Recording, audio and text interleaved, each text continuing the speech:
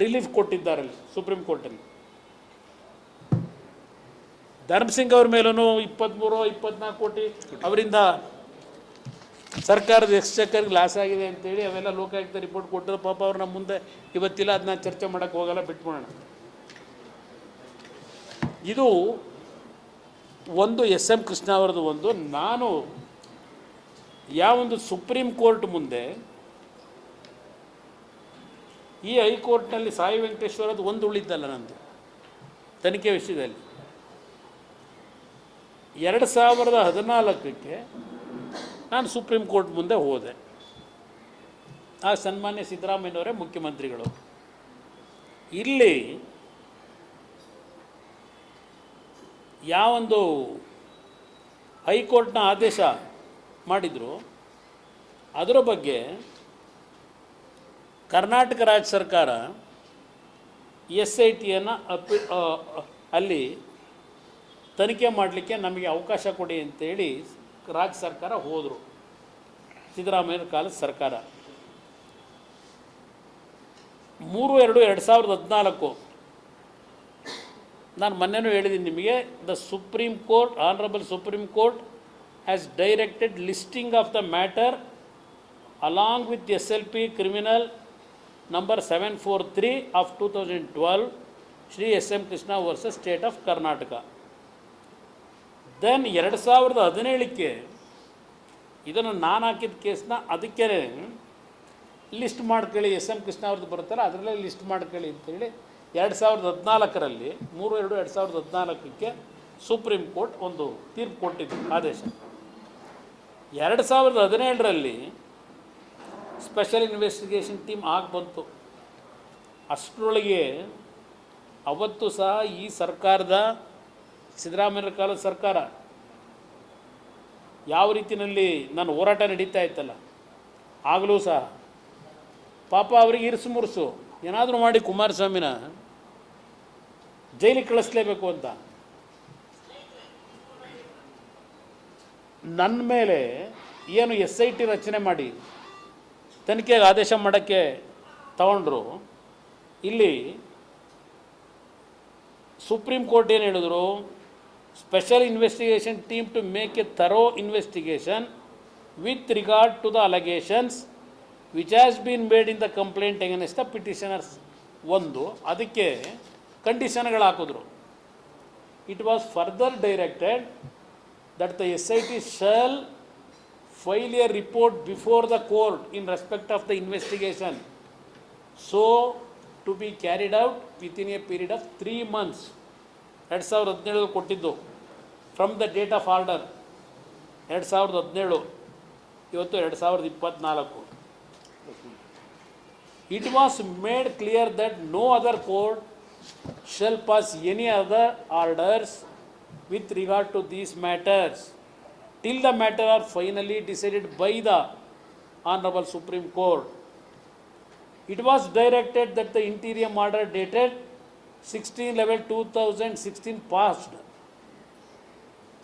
about SM Krishna shall continue ಅಂದರು. ಅವ್ರಿಗೆ stay continue ಮಾಡ್ಕೊಂಡ್ರು. ಇದು ತನಿಖೆ ಅಂತ ಆಯಿತು. ಇಲ್ಲಿ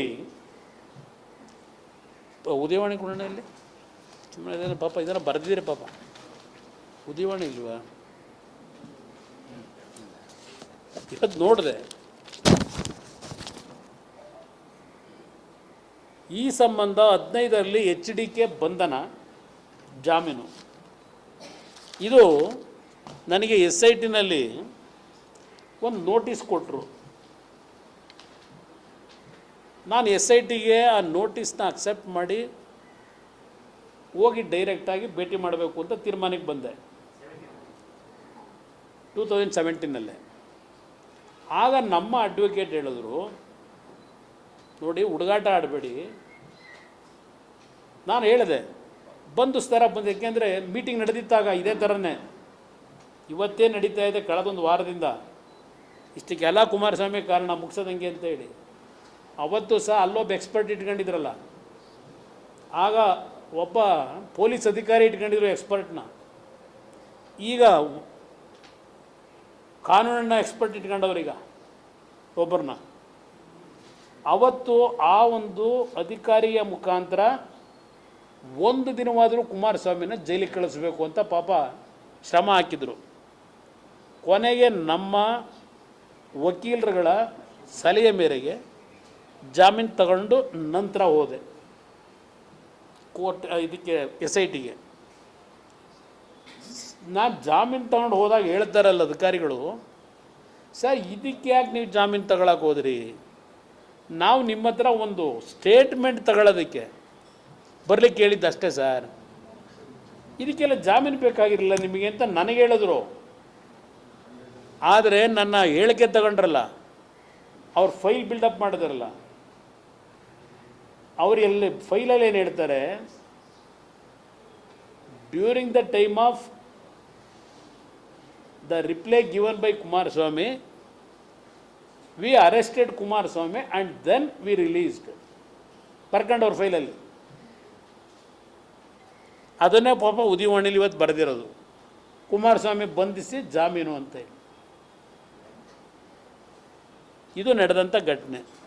ಅವತ್ತು ಏನಾಗಲಿಲ್ಲ, ಕೇಳಿದ್ರು, ಅವರೇನು ಕೇಳಿದ್ರು, ರಿಟರ್ನ್ ಸ್ಟೇಟ್ಮೆಂಟ್ ತಗೊಂಡ್ರು, ಬಂದೆ ವಾಪಸ್ಸು.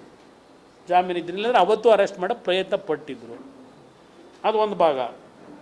ಇಲ್ಲಿ ಸುಪ್ರೀಂ ಕೋರ್ಟ್ ಹೇಳಿದ್ದಲ್ಲ, 3 ತಿಂಗಳೊಳಗೆ ತನಿಖೆ ನಡೆಸಿ ಕೋರ್ಟ್ ಮುಂದೆ ಬನ್ನಿ ಅಂತ ಹೇಳಿ, ಇನ್ನು ಯಾವ ಕೋರ್ಟ್ ಮುಂದೆ ನೀವು ಹೋಗಬಾರ್ದು ಅಂತ ಹೇಳಿ. ಇವರು SIT ಅವರು ಮತ್ತೆ ಒಂದು ಸ್ಟೇಟಸ್ ರಿಪೋರ್ಟ್ ಹಾಕ್ತಾರೆ 26/2017 27/7/2017 ಪರ್ಮಿಟ್ 26/17 ಒಂದು ಸ್ಟೇಟಸ್ ರಿಪೋರ್ಟ್ ಹಾಕ್ತಾರೆ. SIT has filed status report dated 26/2017. The Honorable Supreme Court by order dated 27/7/2017 permitted the SIT to go ahead with the investigation. However, it was directed that the final report shall not be filed till the next date of hearing ಅಂದರು.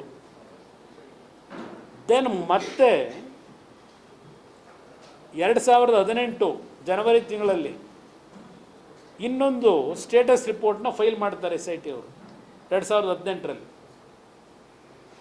ಆಮೇಲೆ ಅವ್ರ ಜೊತೆನೇ ಸರ್ಕಾರ ಮಾಡಬೇಕಾಯ್ತು, ಕುಮಾರಸ್ವಾಮಿ ಮುಖ್ಯಮಂತ್ರಿ ಮಾಡ್ಕೊಂಡ್ರು. ಇಷ್ಟೆಲ್ಲ ಪಾಪ ನನ್ನ ಮೇಲೆ ಕೇಸ್ ಹಾಕ್ಸಿದವರು ಸಿದ್ದರಾಮಯ್ಯನವರು ಜೈಲಿಗೆ ಕಳಿಸೋಕ್ಕೆ, ಕೊನೆಗೆ ಅವರೇ ಮುಖ್ಯಮಂತ್ರಿ ಮಾಡಬೇಕಾಗಿ ಬಂತು, ಆ ಪಕ್ಷದವರು ಮಾಡ್ಕೊಂಡಿದ್ರು. ಇವತ್ತು ನಾನು ಈ ಸರ್ಕಾರಿ ಕೇಳ್ತೇನೆ, ಇದೆಲ್ಲಪ್ಪ ಇಂಥದ್ದು ಪ್ರಜಾವಾಣಿಲಿ ಇದೆಯಲ್ಲಪ್ಪ, ಅದು 61 ಕೇಸ್ ಇದೆಯಂತಲ್ಲ ನಿಮ್ಮ ಲೋಕಾಯುಕ್ತದಲ್ಲಿ, 61 ಕೇಸು ನಿಮ್ಮ ಮುಖ್ಯಮಂತ್ರಿಗಳ ಮೇಲೆ ಲೋಕಾಯುಕ್ತದಲ್ಲಿ. ಇನ್ನೂ 50 ತನಿಖೆನೇ ಆಗಿಲ್ವಂತೆ, ತನಿಖೆ ಅಂತಕ್ಕೆ ಬರಲಿಲ್ವಂತಲ್ಲ, 50 ಕೇಸು ಬರೆದವರೇ ಇಲ್ಲಿ. 50 ಕೇಸು, 61 ಕೇಸು ಸಿದ್ದರಾಮಯ್ಯ ವಿರುದ್ಧ 62ನೇ ಕೇಸ್ ದಾಖಲಾಗಿದೆ ಲೋಕಾಯುಕ್ತದಲ್ಲಿ. ಈಗಾಗಲೇ ಸಿದ್ದರಾಮಯ್ಯ ವಿರುದ್ಧ ಇವೆ 61 ಕೇಸ್ಗಳು, ಭ್ರಷ್ಟಾಚಾರ, ಕರ್ತವ್ಯ ಲೋಪ ಆರೋಪದಡಿ ದಾಖಲಾಗಿರುವ ಕೇಸುಗಳು ಇವೆಲ್ಲ. ಅದರಲ್ಲಿ ಇನ್ನೂ ಸಹ ತನಿಖೆಯಾಗದೆ ಉಳಿದಿವೆ 50 ಕೇಸ್ಗಳು. 14, 15, 15, 16 ಎಷ್ಟೆಷ್ಟು ಅಂತ ಎಲ್ಲ ಒಂದು ಪತ್ರಿಕೆಯಲ್ಲಿ ಡೀಟೇಲ್ ಬರೆದವ್ರೆ. ಲೋಕಾಯುಕ್ತ ಸಿದ್ದರಾಮಯ್ಯ ವಿರುದ್ಧ 50 ಪ್ರಕರಣ. ಪಾಪ ಅವ್ರು ಹೇಳ್ತಾರೆ, ವಿಶ್ವನಾಥ್ ಶೆಟ್ಟರ್ ಇದ್ರಾಗ ಸುಮಾರು 7,000 ಕೇಸವೇ ಸೀನಿಯಾರಿಟಿ ಮೇಲೆ, ಜ್ಯೇಷ್ಠತೆಯ ಆಧಾರದಲ್ಲಿ ಪ್ರಕರಣಗಳ ವಿಚಾರಣೆ ನಡೆಸಲಾಗುತ್ತಿದೆ. ಯಾವುದೇ ಪ್ರಕರಣಗಳ ವಿಚಾರಣೆ ವಿಳಂಬ ಮಾಡಿಲ್ಲ. ಇದು ನಾನು ಹೇಳ್ತಿರೋದಲ್ಲ, ಪತ್ರಿಕೆಯಲ್ಲೇ ಬಂದಿರೋ ಸುದ್ದಿ. 61 ಕೇಸು ಲೋಕಾಯುಕ್ತದಲ್ಲಿ ಮುಖ್ಯಮಂತ್ರಿಗಳ ಮೇಲೆ ಫೈಲ್ ಆಗಿರ್ತಕ್ಕಂಥದ್ದು. ಇವರು ನಾನದು ತೆರೆದ ಪುಸ್ತಕ, ನಾನು ಬೀಂದುಳದ ನಾಯಕ, 2ನೇ ಬಾರಿ ಮುಖ್ಯಮಂತ್ರಿ ಆಗಿದ್ದನ್ನು ಸಹಿಸಲಾರದೆ, ಹೊಟ್ಟೆ ಉರಿ, ಹೊಟ್ಟೆ ಕಿಚ್ಚು, BJP JDSನ ಕುತಂತ್ರದಲ್ಲಿ ನಾನು ಮುಗಿಸಬೇಕು ಅಂತೇಳಿ, ಸರ್ಕಾರ ತೆಗಿಬೇಕು ಅಂತ ಹೇಳಿ ಎಲ್ಲ ನಡೀತಾ ಇದೆ. ಇದೆಲ್ಲ ದಿನ ಹೇಳ್ಕೊಂಡು ಕೂತವ್ರೆ ಭಜನೆ ಮಾಡ್ಕೊಂಡು. ನೀವು ಸರಿಯಾಗಿದ್ದರೆ ವಿರೋಧ ಪಕ್ಷದವ್ರು ಏನು ಮಾಡೋಕ್ಕಾಯ್ತದೆ? ಇಲ್ಲಿ ಯಾಕೆ ಇದನ್ನು ಹೇಳ್ತಾ ಇದ್ದೀನಿ ಅಂದರೆ, ಸಿದ್ದರಾಮಯ್ಯನವರೇ, ನಿಮ್ಮ 60 ಕೇಸನ್ನ ರಕ್ಷಣೆ ಮಾಡ್ಕೊಳ್ಳಿಕ್ಕೆ ಆವತ್ತಿನ ಲೋಕಾಯುಕ್ತನ ಅದಕ್ಕೇನು ಹೇಳ್ತಾರೆ, ಹಳ್ಳಿ ಭಾಷೆ ಹೇಳಬಾರ್ದು. ನಾನಿಲ್ಲಿ ಹಳ್ಳಿ ಭಾಷೆ ಹೇಳಲ್ಲ, ಯಾಕೆ ನಾನು ಬೇರೆ ಕೇಂದ್ರ ಮಂತ್ರಿ ಬೇರೆ ಆಗ್ಬಿಟ್ಟಿದ್ದೀನಿ, ಅದಕ್ಕೊಂದು ಗಂತ ಗೌರವ ತರಬೇಕಲ್ಲ. ಪಾಪ ಭಾಸ್ಕರವ್ ಅಂತ ಒಬ್ಬರು ಲೋಕಾಯುಕ್ತ ಇದ್ದರು, ಅವ್ರದ್ದೊಂದು ಚರಿತ್ರೆ ನೀವುಗಳೇ ಎಲ್ಲ ಬರೆದು ಮಾಡಿ ಅದೆಲ್ಲ ಬಿತ್ತರಣೆ ಮಾಡಿಬಿಟ್ಟಿದ್ದೀರಿ. ಅಲ್ಲಿ ಡಿಫಂಕ್ ಮಾಡಿ ಅದನ್ನು ನರ ಎಲ್ಲ ಕಿತ್ತಾಕಿ ಲೋಕಾಯುಕ್ತದ್ದು ACB ಅಂತ ರಚನೆ ಮಾಡ್ಕೊಂಡ್ರಿ.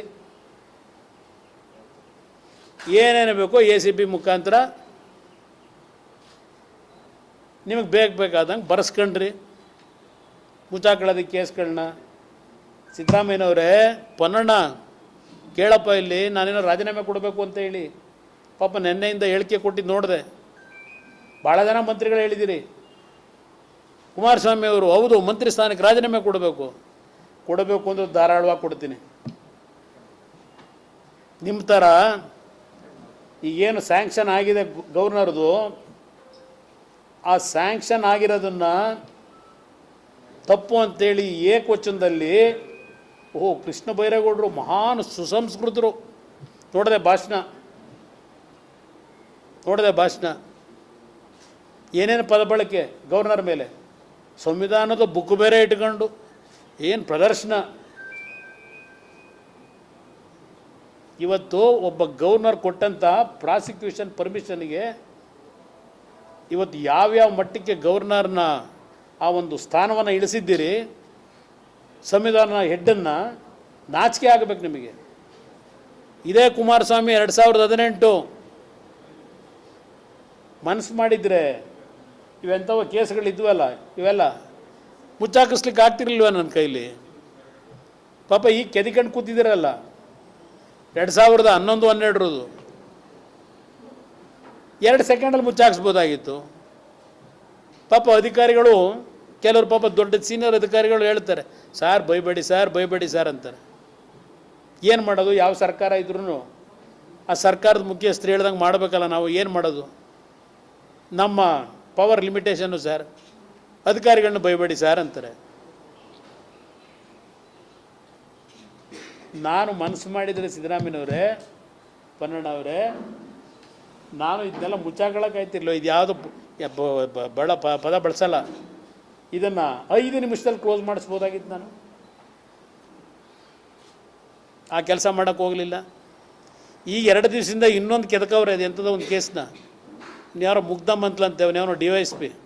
ಸಾರ್ ಬಿಡಿ ಸಾರ್, ನನಗೆ ನೋಟಿಸ್ ಕೊಟ್ಟು ಕರೆಸ್ತೀನಿ ಆಫೀಸ್ಗೆ ಅಂತ ಹೇಳೋನಂತೀಗ. ಯಾರೋ ಮುಗ್ದಮ್ಮ ಅಂತ ಹೇಳಿ DYSP ಚರ್ಚೆ ಮಾಡವ್ರೆ.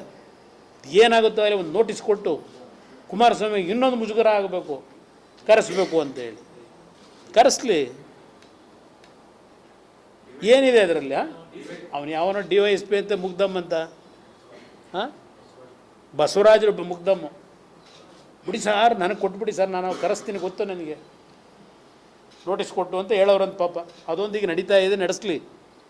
ಇದಕ್ಕೆಲ್ಲ ಅದರಲ್ಲ ಪಾಪ ನಮ್ಮ ಡೆಪ್ಟಿ CM ಹೇಳೋರೆ, ಸಿದ್ದರಾಮಯ್ಯನವರು ಅವರ ರಕ್ತದಲ್ಲೇ ಭಯ ಅನ್ನೋದಿಲ್ಲ ಅಂತ ಅದೇನೋ ಹೇಳ್ಕೊಂಡವ್ರು, ಇದೇನೋ ಪದ ಬಳಸೋರು. ಯಾರಿಗೂ ಎದರಲ್ಲ ಅಂತೇಳಿ. ನೀವು ಯಾರು ಎದರಲ್ಲ ಅನ್ನೋದು ಗೊತ್ತು ನನಗೆ. ಯಾವ್ಯಾವ ರೀತಿ ಸಂವಿಧಾನದ ಸಂಸ್ಥೆಗಳನ್ನು ಎಷ್ಟೆಷ್ಟು ಮಟ್ಟಿಗೆ ಹೇಗೆ ದುರುಪಯೋಗ ಪಡಿಸ್ಕೊಂಡಿದ್ದೀರಿ, ಸಾವಿರಾರು ಉದಾಹರಣೆ ಕೊಡಬಲ್ಲೆ, ಆದರೆ ಮಾತಾಡಾಗಿಲ್ಲ. ಇದೊಂದು ಭಾಗ. ಈಗ ನನ್ನ ಮೇಲೆ ಏನೋ ಆಗೋಗಿದೆ ಅಂತೇಳಿ ಪ್ರಾಸಿಕ್ಯೂಷನಿಗೆ ಕೇಳ್ತಾ ಇದ್ದೀರಲ್ಲ, ಇಲ್ಲಿ ನಾನು ನಿಮ್ಮನ್ನು ಕೇಳೋದು, ಸುಪ್ರೀಂ ಕೋರ್ಟ್ ನಿಮ್ಗೆ ಏನು ಹೇಳಿದೆ? ತನಿಖೆ ನಿಮಗೆ ಮಾಡೋಕ್ಕೆ ಆದೇಶ ಮಾಡಾಯಿತು, ತನಿಖೆನೂ ಮಾಡಿದ್ದೀರಿ ನನ್ನ ಮೇಲೆ. ಸುಪ್ರೀಂ ಕೋರ್ಟ್ ಹೇಳಿರೋದೇನು? Finally till the matters are finally decided by the honourable supreme court.